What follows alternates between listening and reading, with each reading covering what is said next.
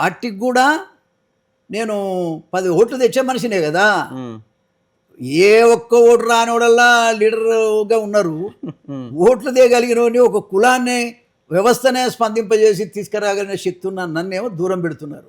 ఇప్పుడు అది ఏమిటో నాకు అర్థం కాదు. మిమ్మల్ని దూరం 100 సార్లు ఫోన్ చేసినా నాకు అపాయింట్మెంట్ లేదండి రేవంత్ రెడ్డి గారి దగ్గర. నేను ఏం పాపం చేసినో నాకు తెలియదు. బాధాకరమైనటువంటి విషయం. చూసే వాళ్ళకి ఎట్లుంటదంటే మోత్కుపల్లికి అపాయింట్మెంట్ ఇవ్వట్లేదని ఈ సంఘం పెట్టిండా, మాదిగ మహాశక్తి మోత్కుపల్లి మాట వినట్లేదని పెట్టిండా, లే లే, లే, లే. ఉద్దేశం ఏంది?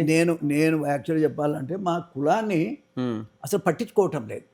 అరే పట్టించుకుంటున్నా, వర్గీకరణ చేసింది నేను, ఇమీడియట్ గా రెస్పాండ్ అయింది మరి నేను, మూడు ఇవన్నీ చెప్తున్నాడు కదా. 3 సీట్లు మాకు రిజర్వేషన్ కింద అలాట్ అయితే ఉమ్, 50 లక్షల మంది ఉన్నటువంటి మాదిగలకు ఒక్క సీటు ఇయ్యంది అభివృద్ధి చేసినట్ట మమ్మల్ని. ఉమ్, పార్లమెంట్లో మాదిగలు అడుగే పెట్టకూడదు అన్నట్టుగా శపథం చేసినట్టుగా మా జాతిని రాకుండా చేస్తే మాకు మేలు చేసినట్ట. ఎక్కడి సాంప్రదాయం అండి ఇది?